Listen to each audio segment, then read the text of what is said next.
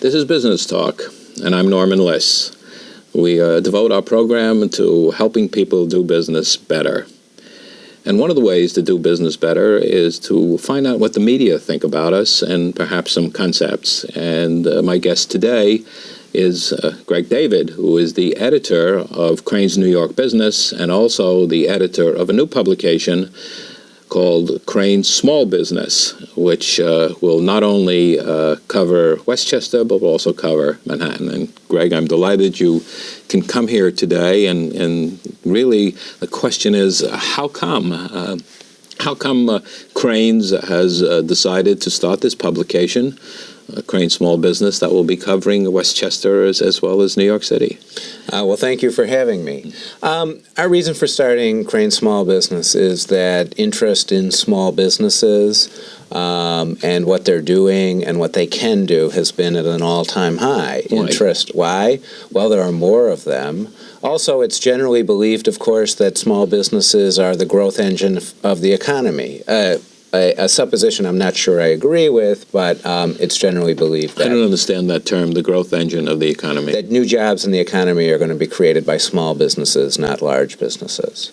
It's mostly true. It's just not as true as I think people say it is. Why do you come to that conclusion that it's not true? Well, that comes from the attitude you pick up that big companies are just laying off because people like myself in the media just cover layoffs at 9X or other big companies in the area, especially here in Westchester.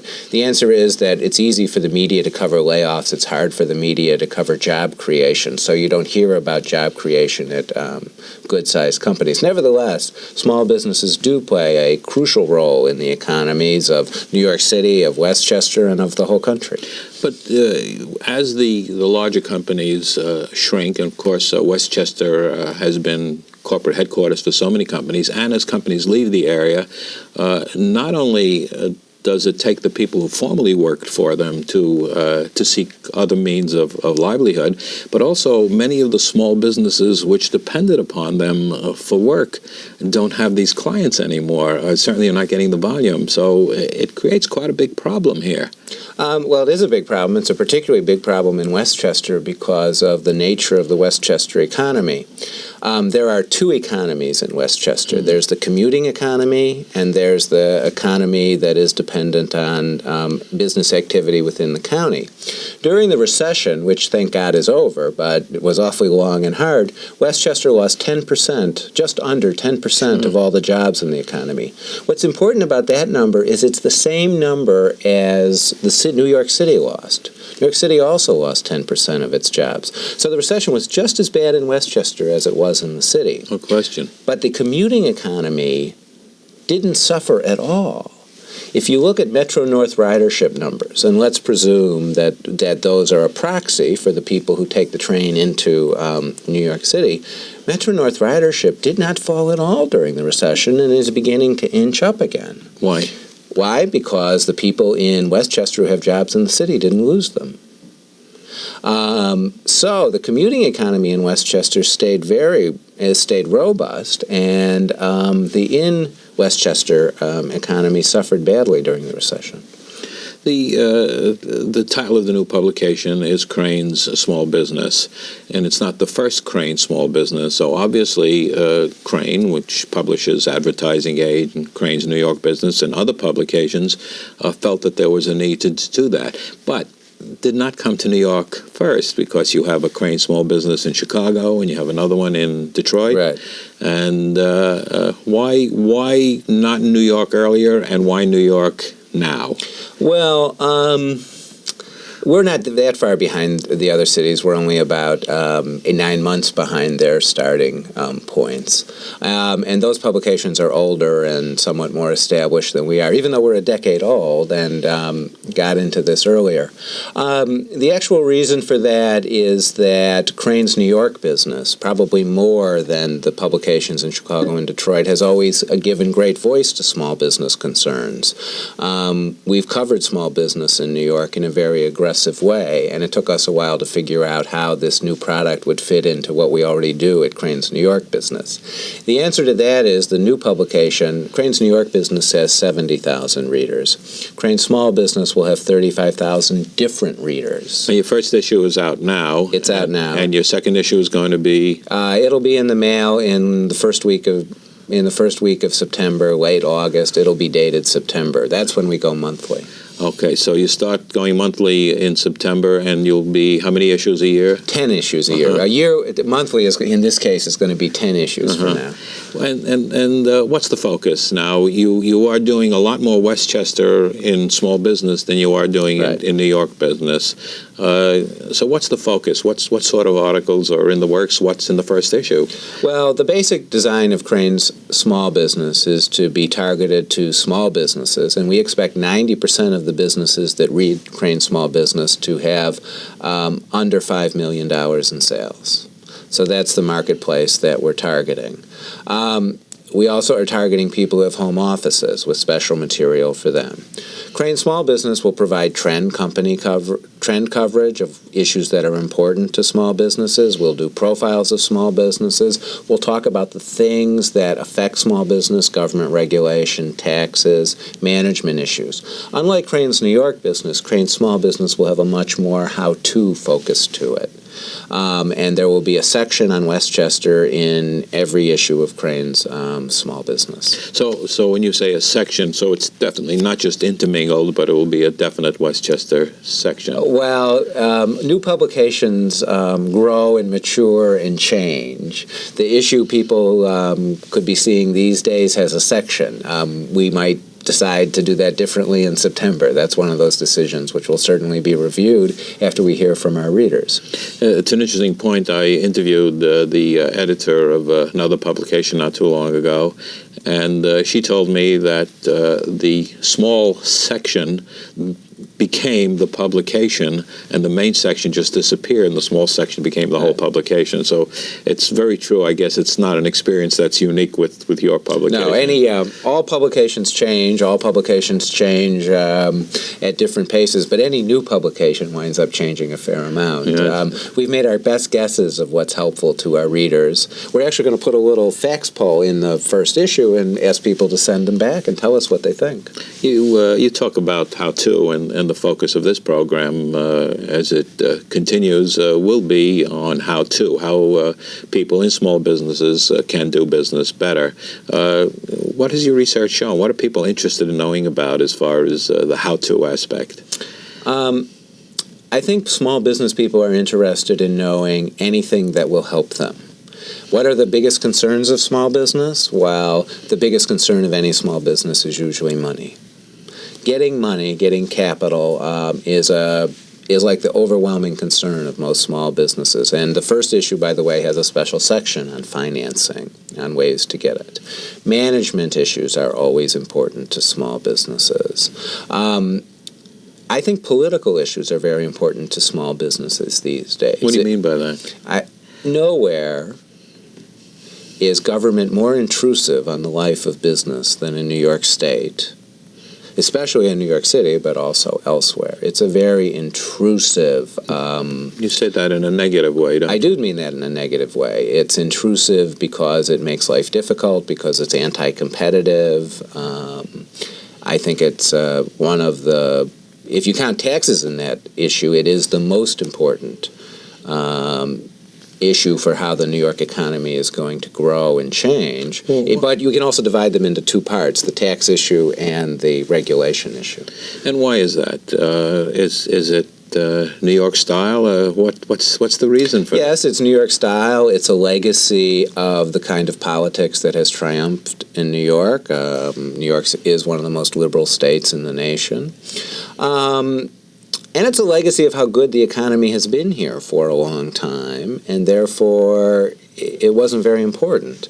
If I can use a city analogy here, David Dinkins lost in large measure, I believe, because of a tremendous revolt against his leadership by small businesses in the city of New York, at a time when the recession made doing business in New York City so difficult and so dangerous. He imposed $2 billion in new taxes. and he was never forgiven about it. There is growing anger throughout New York, I think, on the part of business people towards Mario Cuomo, despite the new rhetoric we're getting out of Albany. Whether that'll make a difference in the gubernatorial race, however, is, I guess, another story. I heard someone comment that when a situation develops, Mario Cuomo just keeps talking until people give in. Well, you've got to give him some credit. We're going to get, when this program's out, we'll know exactly how much, but there are going to be tax cuts in the budget that Albany approves. The interesting part is I think almost none of them help small business.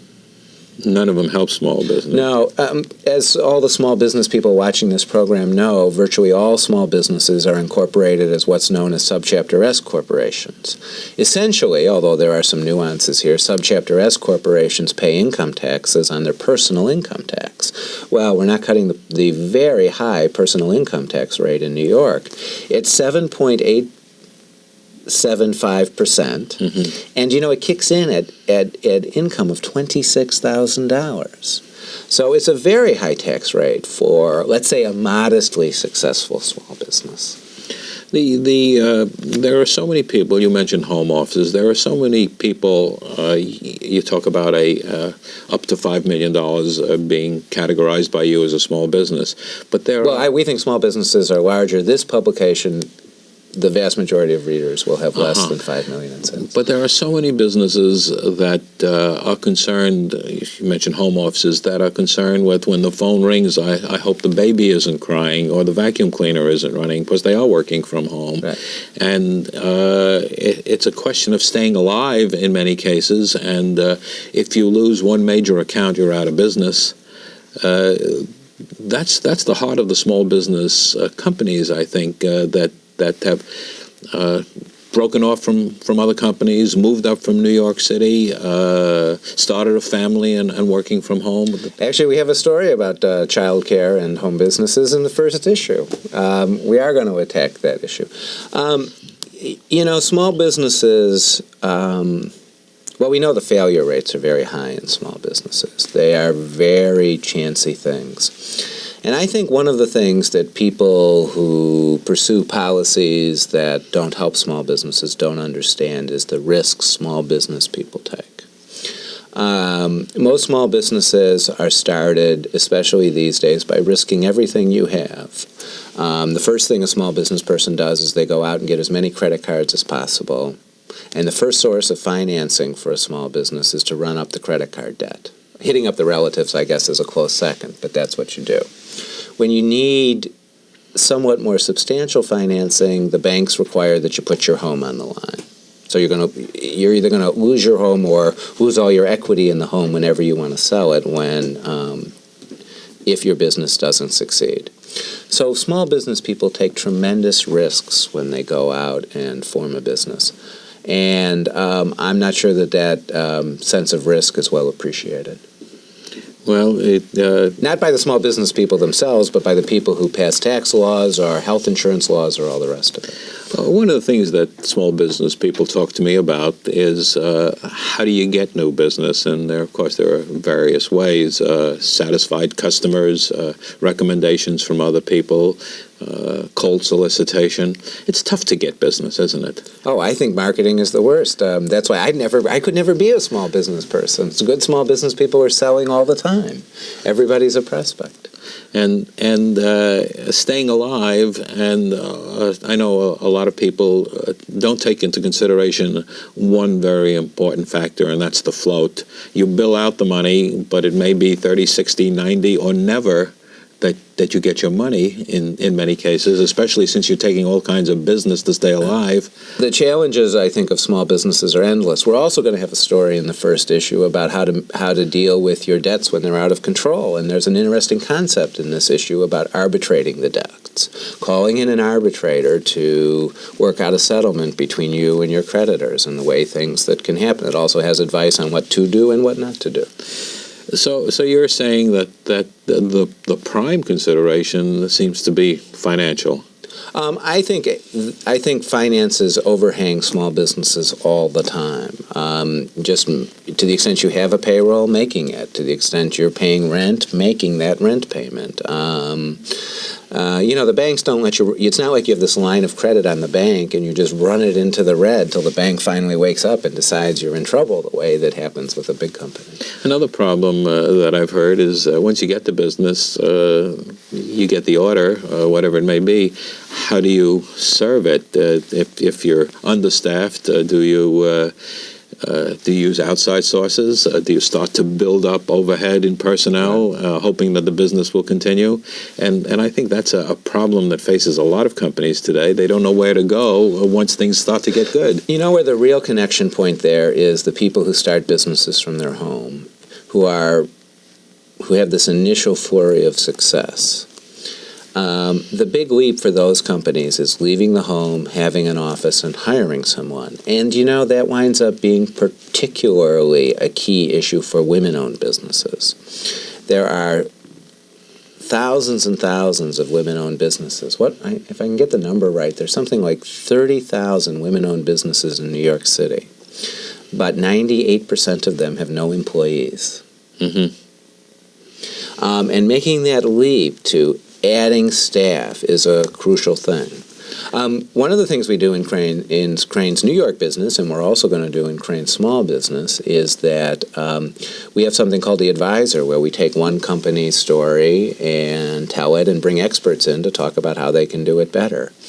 And that's a feature that will appear in many of the issues of Crain's small business and Crain's New York business. One of the things that I heard people doing successfully is actually shrinking the small business. Instead of having a staff of 4 or 5 people, using outside resources. The term today is outsourcing, but this goes back long before that term was popular, in which you used entrepreneurs, other small businesses who want your business, who may charge you a little more, but you pay for real live time and not for the valleys that come along there.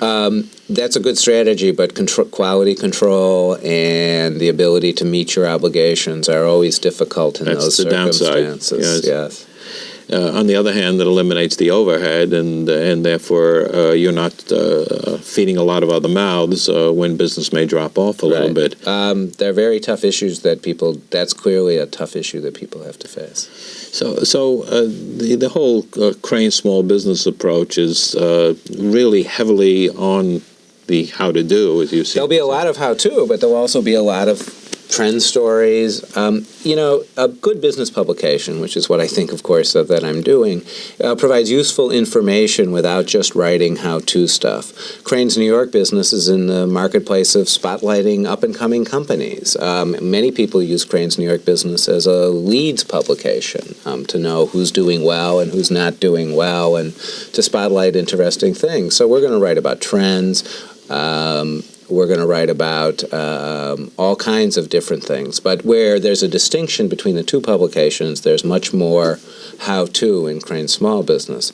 I do want to say that actually some of the material is going to be shared. There's what we call the best of the small business coverage in Crain's New York business is going to appear in Crain's small business. You've been at Crain's New York business for 9 years, almost since the beginning. You've seen a lot of changes take place. The publication itself has become not only successful, but has also become a very important factor. You lead on the news, and so you find stories. You're quoted extensively. I appreciate all that. I also think it's true. It's obvious to anybody who sees it, and the way you do that is not just covering the news, but doing a lot of what's called enterprise reporting, and finding the story and getting behind it when nobody else has done that. Is that hard? Sure. That's what they pay me for, and not enough. How do you do it? Well, at Crain's New York business, and to a large extent the way we'll do it at Crain's small business, is it means that we have to pay attention and be out talking to the people who are our readers, and who know about what our readers are doing. How does a publication talk to people? That's a term that's not quite clear to me, and maybe not clear to others. Well, I've got 11 reporters and 4 senior editors, and we're out talking to people. The reporters spend, what do reporters do? They spend a whole day on the phone talking to people, and then they spend about 3/4 of their time on the phone talking to people, and 1/4 of their time writing up what they hear. One of my reporters told me this great story. Her mother-in-law, who I don't think she likes anyway, but her mother-in-law said to her one day, well, what happens to these stories? Does your boss just sort of like hand you a package of stuff and say, write it up? Well, that's not what happens. Reporters have to find their own stories. They have to come up with good ideas. They come up with good ideas because they're out there talking to our readers and to business people in general. That's sort of the same group about what's going on and what's important. And they take that to decide what good stories are. Also, I would like to think that we're accessible, and people who have good ideas for us just have to do one thing. They have to take enough time to write a one-page letter to me, and the fax number is 212-210-0799, and send it to me. And in that one-page letter, you tell me why I should write about your business and not all the other ones like you. That's an important piece of information. And why don't you repeat that fax number? Let me do the second part. And why I should write about this story now. Mm-hmm. Not a year ago or a year from now, but why it's important now. So the fax number is 212-210-0799, one page, why I should write about you and not everyone else like you, and why I should write about you now. Or if it's not a pitch because you're involved in the story, then you can just send it to me and tell me what the story is. The word I never want to see in a story pitch is unique. It isn't true, and I never believe it. Don't call me up and say my idea is unique. The other thing you never do is call up and say you're advertising. At least in our publication, it doesn't matter, and if you say it too insistently, either I or the other editor or reporter who's talking to you on the phone is going to get mad about it and just cut you off because of that. So don't tell us whether you're an advertiser or not. It doesn't matter. Don't tell us you're unique. Just tell us why the story is important. Now, you, by saying that here, and I'm sure saying that to people generally, are inviting a lot of things to come in. It must have a tremendous amount of volume that comes in the mail and by fax, and I suppose by telephone calls with people doing the same thing. Doesn't that cut down tremendously on the time that you have to do your job? We have to invest that time. I'm not telling you that we're going to do your story idea. I'm promising you I'll read your letter. It doesn't take me long to read a one-page letter. Mm-hmm. And actually, if you say in the letter that you'll call me in a few days, and you do, I put the letters aside, and I have it right there. And when you call me, I'll tell you really what I think. Now, by the way, you've got to be prepared for me to tell you, no, it's not a story. Because I'll do that. You know, I'm just sort of a straightforward person. I just do that. It doesn't come with much gloss. But it's my job to do that, because I'm not looking for 50% of those letters to give me stories. I'll be happy if 5% of those letters give me good stories. Or actually, what I get a lot of time is I get ideas that are different than the ones you sent me, but are prompted by your letter in a way that your letter tells me something that is important for me to know, even though you didn't realize you were telling me that. Look, that's my job. That's what they pay me to do, is find good stories, and I have to be willing to do those things. You're saying that a very small percentage of those turn into stories that you pursue. Is that because the quality is so bad, or is that because you have so many good stories that you can choose good, better, best? Well, we can choose good, better, best. A lot of people can't see beyond their own little business. I can't write about your business because you think it's important. I have to write about your business because I think everyone else will think there's something important to say about it. People aren't very good at making that distinction. And we have limited space and limited time, so we have to choose what we think will be the most important and interesting stories for the broad readership. What's the formula? What makes a good story? Well, if it interests me, because I'm sort of the proxy for the readers, and that means if it interests me because I stand in and say, will this interest my readers? If it says something about something that's important in the news, if the hot topic in the news is healthcare, and this is somehow related to healthcare, that helps the story a lot too. We call that in the business a peg. Do you are you anxious or interested in having resources? Let's say you're doing a story on a particular subject and you want someone to quote, to give a perspective.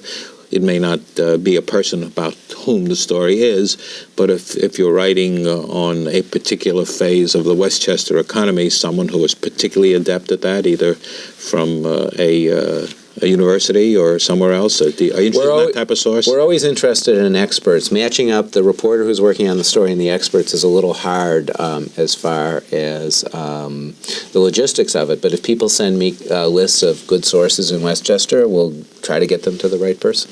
As you know, this program is produced in cooperation with the association group, which are 9 associations. Would it be valuable to you if the associations asked their members to compile lists and then send those lists to you of resources? We'll take it. We take anything. Well, you seem to be opening yourself up to a large volume of mail and faxes, and you say it's your job. Doesn't it become overwhelming? I've been in some newspaper offices, and I've seen the in baskets, which are loaded with material that they can't even get to. Many newspapers discourage it. We try to manage it. I'd like to think that's what makes us different. We're not perfect. That's why don't call me on the phone and try and pitch me a story idea on the phone. I don't have an office. I'm just sitting in the newsroom. And when you call me, you don't know if I'm in the middle of editing a story and picked up the phone, or if some reporter's standing at the other side of my desk screaming at me about what I'm doing to their story. So it works best if you send me a letter, but I'll read the letter. We need an inexhaustible supply of good story ideas. We're in the market for them. We'll manage the workload.